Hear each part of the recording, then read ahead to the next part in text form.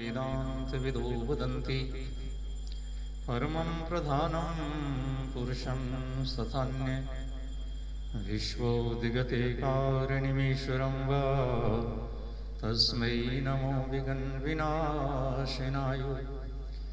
गुरुब्रह्मा गुरुविष्णु गुरुदेव महेश गुरुरेव परं ब्रह्म तस्मै श्रीगुरुवे नमः।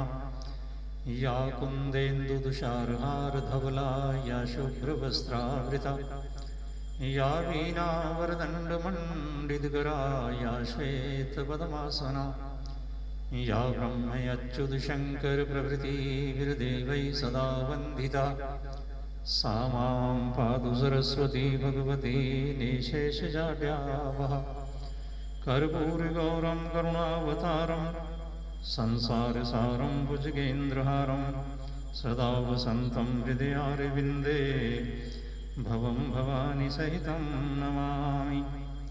वंशीविभूषत्करानवनीरदाभात् पीताम्बराधरुणबिम्बफलात् रुष्टात् पूर्णेन्दुसुन्दरमुखादरविन्दनेत्रात् श्रीकृष्णात् परं किमपि दत्तमहं न जाने। नारायणं नमस्कृत्य नरं चैव नरोत्तमं देवीं सरस्वतीं व्यासं ततो जयमुदीरयेत्। सच्चिदानन्दरूपाय विश्वोत्पत्त्यादिहेतवे तापत्रयविनाशाय श्रीकृष्णाय वयं नमः। श्रीकृष्णाय वयं नमः। बोलो सच्चिदानंद भगवान की जय। आज वीरवार कार्तिक महीना शुक्ल पक्ष दशमी तिथि विक्रमी संवत 2079 सन ईस्वी 2022 अंग्रेजी तारीख 3 नवंबर कार्तिक प्रविष्टा 18। कल शुक्रवार 4 तारीख एकादशी का व्रत है और जो लोग पंचभीषम का व्रत रखते हैं वो भी कल शुक्रवार से ही प्रारंभ करेंगे और 4 तारीख शुक्रवार को तुलसी विवाह वो भी संपन्न होगा कई स्थानों पर और एकादशी का व्रत शुक्रवार 4 तारीख को है। बोलो सच्चिदानंद भगवान की जय।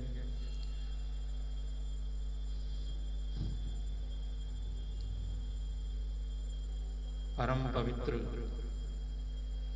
कार्तिक मास की कथा महामुनि शौनक जी सूत जी महाराज से सुन रहे हैं। शौनक जी बहुत सारे ऋषियों की अगुवाई कर रहे हैं। बहुत सारे ऋषियों के प्रश्न स्वयं सूत जी महाराज से पूछते हैं और सूत जी महाराज ऋषियों को कार्तिक महीने के पावन महात्म का वर्णन कर रहे हैं। कार्तिक का स्नान कैसे किया जाता है, कार्तिक महीने में स्नान करने के क्या लाभ हैं और कार्तिक महीने में कौन सा व्रत कौन सा दान किस दिन किस तिथि को किया जाता है, ये सब विस्तार पूर्वक प्रसंग चल रहा है। और राजा पृथु जी ने देव ऋषि नारद जी से भी यही पूछा था जो आज ऋषि लोग सूत जी महाराज से शौनक जी के माध्यम से पूछ रहे हैं। राजा पृथु ने भी कहा था कि हे देव ऋषि नारद, भगवान नारायण जी को प्रसन्न करने वाला संतुष्ट करने वाला भीषम पंचक जो व्रत है उसके विषय में आप कृपा करके मुझे बताएं। मैंने सुना है कि भीषम पंचक नाम का कोई व्रत है, ये कैसे किया जाता है, क्यों किया जाता है, और इसके करने का प्रभाव, इसके करने का महात्म्य क्या है, इसके करने से क्या फल प्राप्त होता है, और किन लोगों ने इस व्रत को संपन्न किया और उनको किस पुण्य की प्राप्ति हुई, ये कृपा करके आप हमें सुनाएं। जैसे ही ऋषियों ने सूत जी महाराज से पूछा, तो सूत जी ऋषियों से कह रहे कि ऋषियों, आपने बहुत ही उत्तम, बहुत ही सुंदर प्रश्न किया है, और मैं आपको इस व्रत के विषय में सुना रहा हूं। यह व्रत पूर्व काल से ही चला आ रहा था, और ये बहुत युग युगांतर से व्रत चला आ रहा है। लेकिन कुछ ऐसा समय आया कि लोगों को इस व्रत की महत्ता पता नहीं था, महानता का पता नहीं था, और लोगों में धीरे धीरे धीरे धीरे ये अलोप होते गए। क्योंकि हमारे समाज में बार बार व्रत, त्योहार, पर्व मनाने का, उत्सव मनाने का कारण क्या है कि हम किसी भी अपनी प्रथा को भूल ना जाएं, हम अपनी मर्यादाओं को भूल ना जाएं। जो समाज अपनी मर्यादाओं को, अपनी संस्कृति को, अपने महापुरुषों को भूल जाता है, तो धीरे धीरे धीरे धीरे उस समाज का ह्रास होने लगता है, वो समाज में कमियां आने लगती है, और एक दिन ऐसा आता है कि वो समाज, वो धर्म दुनिया से लुप्त हो जाता है। इसलिए हमारे पूर्वज हमें बार बार व्रत, पर्व मनाने का जो अपने विधान है उसको कहते हैं, और हमें प्रेरित करते हैं कि आप अपनी संस्कृति से दूर मत जाओ, अपने धर्म से दूर मत जाओ। क्योंकि धर्म से दूर जाना, समाज से दूर जाना, परिवार से दूर जाना, ये सभी चीजें कोई अच्छा, कल्याणकारी नहीं समझा जाता। ये सभी चीजों को एकजुट होकर के और परंपरागत तरीके से ही मनाना चाहिए। तो ऐसे ही इस व्रत के साथ भी हुआ, और ये व्रत पुरातन समय से चला आ रहा था, लेकिन बीच में आकर के लोग इसको भूल गए।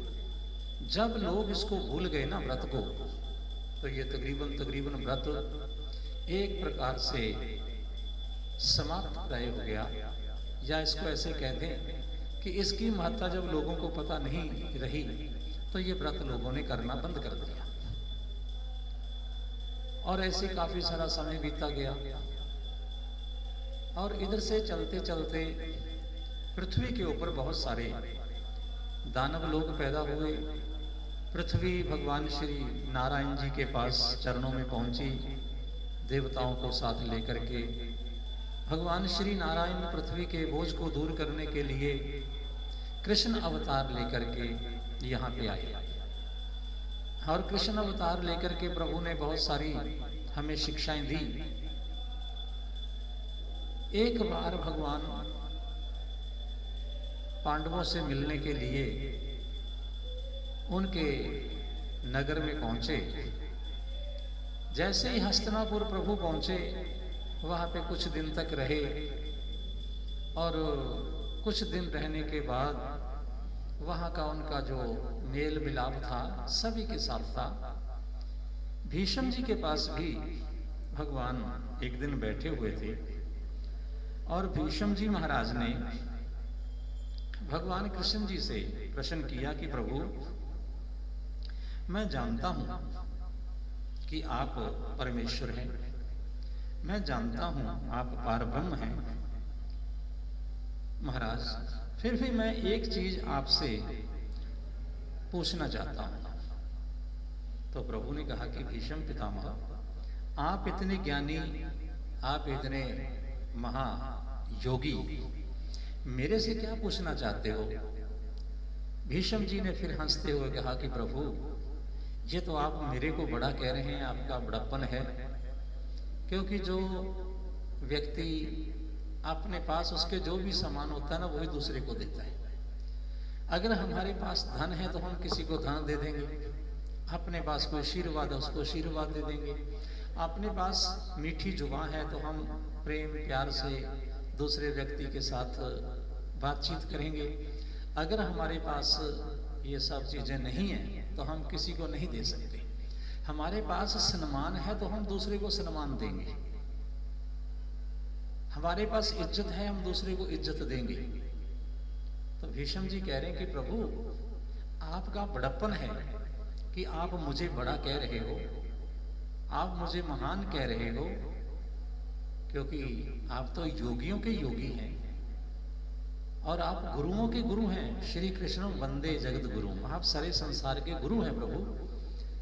आप मेरे को बड़ा कह रहे हो, ये आपकी महानता है, क्योंकि जो सज्जन व्यक्ति है, जो श्रेष्ठ व्यक्ति है, वो ही दूसरे को मान सत्कार दे सकता है।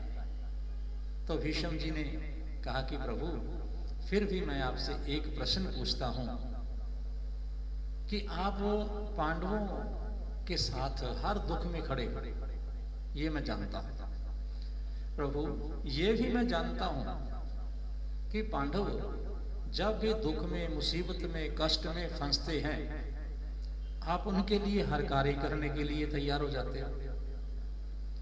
आपने बहुत सारी जगहों पर इनकी रक्षा भी की है, आप इनका पक्ष भी लेते हो। ये सब चीजें महाराज मैं जानता हूं, मुझे सब चीजों का पता है। प्रभु आपने एक ऐसा काम किया जो इनका कोई भाई, कोई बंधु, कोई रिश्तेदार या अन्य कोई व्यक्ति नहीं कर पाया। ऐसा महाराज जो कार्य आपने किया मुझे उसके विषय में बताएं। तो भगवान कहने लगे ऐसा मैंने कौन सा कर्म किया।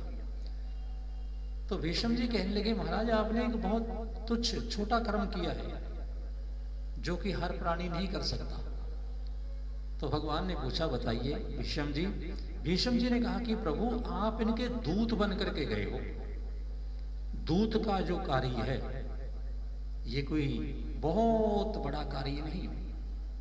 संदेशा देना, किसी को कोई बात पहुंचाना किसी तक, ये साधारण व्यक्ति भी पहुंचा सकता है, कोई मंत्री भी पहुंचा सकता है, कोई सज्जन आदमी भी पहुंचा सकता है। लेकिन आप स्वयं पांडवों के दूत बन करके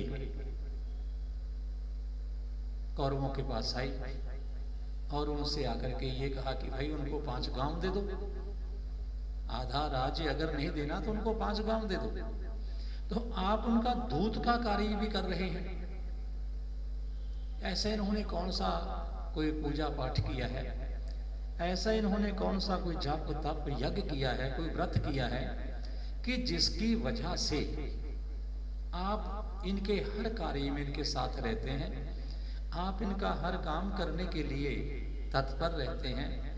ऐसा इन्होंने क्या किया हुआ आपके ऊपर जादू जो आप इनके वशीभूत हैं। भगवान कृष्ण हंसते हुए कहने लगे भीष्म मैं आपको बता रहा हूं, ये जो पांडव हैं इन्होंने पिछले जीवन में मेरे लिए जो कुछ किया, पिछले जन्म में जो कुछ किया, और मैं उसका अब भक्ति का, पूजा का फल इनको प्रदान कर रहा हूं। तो भीष्म जी ने कहा कि महाराज ऐसा क्या था। तो भीष्म जी ने जैसे पूछा भगवान कहने लगे सुनो, अवंती संभवा पंच पूर्व कल्पे द्विजोत्तमा कवि शुचिर दृढ़ दंतो हंसो नाम तो एवते। भीष्म जी अवंती नाम की एक नगरी थी, और अवंती जो नगरी थी उसमें बहुत ही प्रसिद्ध और बड़े विद्वान एक ब्राह्मण रहा करते थे। उस ब्राह्मण के घर में 5 पुत्र पैदा हुए, ये पहले कल्प की बात है। और जो 5 पुत्र पैदा हुए उनका नाम था कवि, शुचि, दृढ़, दंत, हंस। ये उन 5 के नाम थे, और 5 ही संगीत के बहुत जानकार थे, बड़े विद्वान थे संगीत के। और उनके मुकाबले का, उनके बराबर का कोई उस समय संगीतकार, गायक, वादक नहीं था। और उनकी इतनी प्रसिद्धि थी कि वो जगह जगह पर जाकर के अपनी संगीत सभाएं करते। राजा महाराजा उनको अपने दरबार में गाने के लिए निमंत्रण देते और वो अपना संगीत विद्या के माध्यम से जीवन यापन करते थे। ऐसे ही उन्होंने अपना बहुत सारा समय व्यतीत किया। तो एक समय क्या हुआ, ऐसे ही वो भ्रमण करते करते मथुरा में पहुंच गए। जैसे ही वो मथुरा नगरी में पहुंचे और मथुरा नगरी में उनको पता चला कि यह जो नगरी का राजा है, इसको संगीत के साथ बहुत ही लगाव है। ये संगीत से प्रेम करने वाला है, संगीत प्रेमी है। संगीतज्ञों का, यानी कि जो संगीत के जानकार हैं, उनका ये बड़ा मान सम्मान सत्कार भी करता है। और राजा को संगीत के साथ बड़ा प्रेम है, संगीत प्रेमी है राजा। मन में ऐसा विचार करते हुए वहां पे उन्होंने कुछ दिन तक भ्रमण किया। और जो पांचों ब्राह्मण थे, जैसे गंधर्व होते हैं गाने में गायक, उनसे भी अच्छी इनकी सुंदर आवाज, बड़ा सुंदर उनकी रंग रूप वेशभूषा बोल वाणी। वेद विद्या में भी बहुत निपुण थे, बड़े वेद शास्त्र के भी ज्ञाता थे। लेकिन उनका जो ज्यादातर अधिकांश प्रेम था वो संगीत के साथ ही था। संगीत के माध्यम से ही वो अपना जीवन चला रहे थे। और भगवान कृष्ण कहने लगे कि हे भीष्म, एक दिन वो भ्रमण करते राजमहल के पास चले गए। और जैसे ही वो राजमहल के दरबार के पास पहुंचे, मुख्य दरवाजे के ऊपर, प्रवेश द्वार के ऊपर गए, तो वहां पे क्या देखा कि दरवाजा बंद हो चुका है। उन ब्राह्मणों ने पूछा कि भाई राजा का इस समय जो द्वार है ये बंद क्यों है? तो वहां पे जो द्वारपाल थे उन्होंने बताया कि हे ब्राह्मण देवताओं, इस समय राजा की संगीत सभा चल रही है। वहां पे कई लोग बैठ करके गायन कर रहे हैं और वहां पे एक नर्तकी जो नाच करने वाली है और वो अपना नृत्य कर रही है। जितनी देर तक ये संगीत सभा चलेगी उतनी देर तक ये द्वार बंद ही रहेगा। उन ब्राह्मणों ने विचार किया कि चलो यहीं पे बैठ जाते हैं। तो ब्राह्मण भी मुख्य द्वार के ऊपर बैठ गए। उधर से संगीत शुरू हुआ, अंदर से संगीत की आवाज आने लगी। जैसे ही वीणा की, बांसुरी की, मृदंग की, तबले की आवाज आ रही है, सितार की आवाज आ रही है, तो ब्राह्मण बड़े गौर से सुन रहे हैं। सुनते सुनते जब उनको कुछ समय बीता और वो आपस में बातचीत करने लगे, जैसे हम कई बार आपस में बैठ करके बातचीत करते हैं, किसी के बारे में अपने विचार रखते हैं या किसी बात के ऊपर हम विचार विमर्श करते हैं, किसी की अच्छाई और बुराई, किसी के गुण अवगुण की हम तुलना करते हैं, हम उसको परखते हैं, हम अपने ढंग से उसकी व्याख्या करते हैं। तो ऐसे वो ब्राह्मण वहां पे बैठ करके उनका ध्यान अंदर की ओर है, जहां से संगीत की आवाज आ रही है। संगीत को सुनते सुनते वो कहने लगे कि देखो राजा की सभा में कितने लोग बैठे होंगे, और राजा की सभा में जितने भी लोग हैं हमें ऐसा लग रहा है कि कोई भी अच्छा संगीतकार नहीं है। जिसको संगीत का बारीकी से ज्ञान हो, ऐसा कोई भी नहीं है। क्योंकि देखो अभी जो वीणा बज रही है, वहां पे जो सितार बज रही है, उसके 2 स्वर ढीले हैं, उसके 2 तार ढीले हैं। तो वो आपस में बात कर रहे थे। इतनी देर में ही जाकर के किसी द्वारपाल ने राजा को संदेशा दे दिया, महाराज द्वार के ऊपर 5 ब्राह्मण बैठे हैं और जो 5 ब्राह्मण हैं वो ऐसी ऐसी बात कर रहे हैं, और वो कह रहे हैं कि देखो राजा कितना पैसा खर्च कर रहा है, कितना धन व्यय कर रहा है, लेकिन फिर भी ये संगीत के जो जानकार हैं उनको पूरा संगीत का ज्ञान नहीं है। एक तो इनके सितार के तार ढीले हैं, और दूसरा ये ताल ठीक नहीं आ रही, ये चक्कर पूरा नहीं आ रहा, ठीक नहीं हो रहा, सुर ताल मेल नहीं खाते। राजा ने कहा, अरे बाहर बैठे बैठे ही जो इतना बता सकते हैं, इतना उनको ज्ञान है संगीत के विषय में, तो उनको अंदर बुलाया जाए। द्वारपाल ने आकर के उन ब्राह्मणों से कहा कि हे ब्राह्मण देवताओं, आप राज दरबार में चलिए, पधारिए, वहां पे राजा आपका दर्शन करना चाहते हैं। वो पांचों के पांचों ब्राह्मण गए, जाकर के राजा को नमन किया, शिष्टाचार वश राजा ने भी ब्राह्मणों का अभिवादन किया, स्वागत किया, सत्कार किया, आसन के ऊपर बिठा दिया। आसन के ऊपर बैठने के बाद सभी ब्राह्मण एक पंक्ति में सभी दर्शकों को देख रहे हैं, उनका अभिवादन स्वीकार कर रहे हैं। और राजा ने कहा कि ब्राह्मण देवताओं, बाहर से आप आपस में कुछ बातचीत कर रहे थे, मुझे पता चला है, और आप संगीत के कुछ जानकार हो, मुझे ऐसा आभास होता है।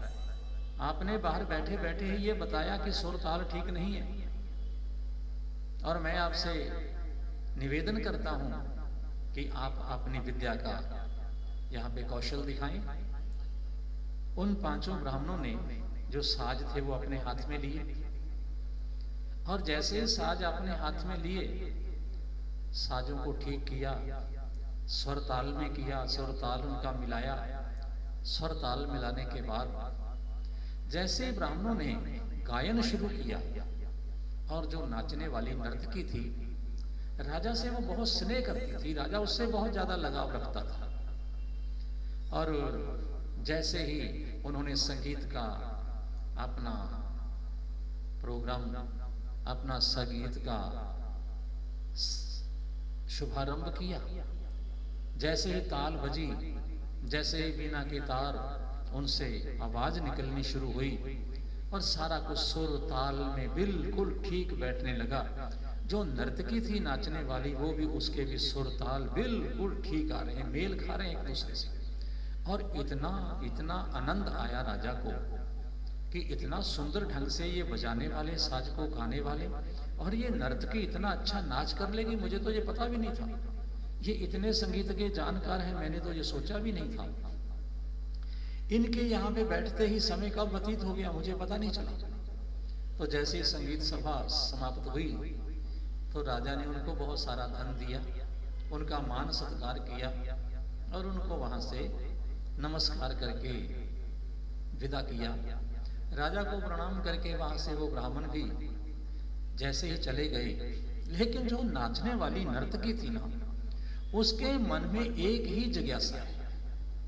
क्या जिज्ञासा है उसके मन में, क्या इच्छा है कि जैसे तैसे भी हो सके, जैसे कैसे भी हो सके, मैं इन ब्राह्मणों से मिलूं, और मिल करके मैं इनसे संगीत विद्या के गुण ग्रहण करूं, इनसे कुछ ना कुछ कला सीखूं, जो मेरे अंदर भी कमी है वो भी दूर हो जाए।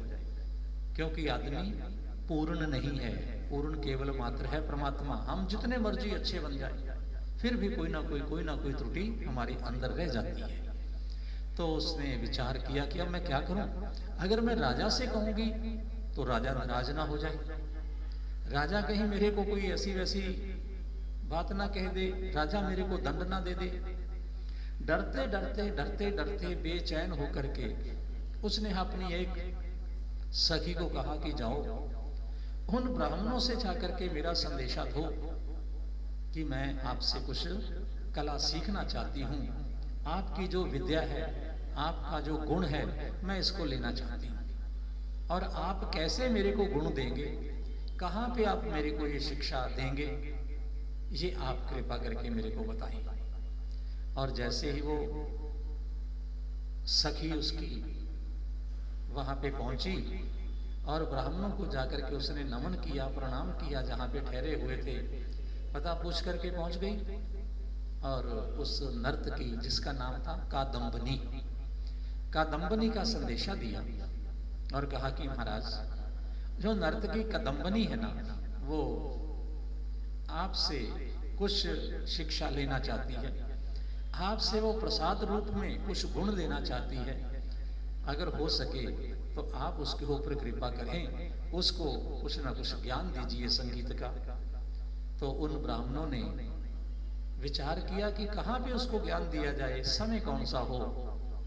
तो मन में विचार आया कि ये देखो, कार्तिक का महीना चल रहा है, जमुना जी का किनारा है, और इस मथुरा नगरी के बाहर एक ब्रह्मचारी की बहुत ही सुंदर कुटिया है। वहां पे वो ब्रह्मचारी जितेंद्रिय, जिसने अपने मन बुद्धि इंद्रियों को जीता हुआ है, उसका मन कहीं भटकता नहीं, इंद्रियां उसकी भटकती नहीं है। तो ऐसे उस महात्मा की कुटिया में हम भी जाकर के एक दूसरे को विद्या आदान प्रदान कर सकते हैं। तो ऐसा उन ब्राह्मणों ने संदेशा दे दिया कि अमुक जगह पर जो महात्मा जी रहते हैं, हम उस महात्मा जी के सानिध्य में, उन महात्मा जी की कुटिया में महात्मा जी का आशीर्वाद लेकर के जो ज्ञान है वो आपको दे सकते हैं। तो समय निश्चित हुआ कि रात्रि काल का जो समय है ये सबसे श्रेष्ठ है, और रात्रि में उन्होंने समय निश्चित किया और निश्चित करके वो कैसे वहां पे पहुंचते हैं और कैसे कैसे वो विद्या प्रदान करते हैं, और कैसी उस विद्या की जो अधिष्ठात्री देवी है उनके ऊपर प्रसन्न होती है। और उस मथुरा नगरी में रह करके उन्होंने जो वहां पे साधना की, जो यात्रा की, उसका क्या फल मिलता है, तो ये प्रसंग सारा अगली कथा में आएगा। तो ये भीष्म जी महाराज ने इस व्रत को पूछा था, तो इसलिए पुनः दोबारा ये व्रत प्रारंभ हुआ। पहले व्रत चला आ रहा था, बीच में बंद हो गया, दोबारा भीष्म जी ने इस व्रत को, इस महात्म को पूछा था, इसलिए इसका नाम हुआ भीष्म पंचक व्रत। तो भीष्म पंचक व्रत करने से, 5 दिन का स्नान करने से क्या लाभ मिलता है, तो ये सारा कल के प्रसंग में सुनाया जाएगा। बोलो सच्चिदानंद भगवान की।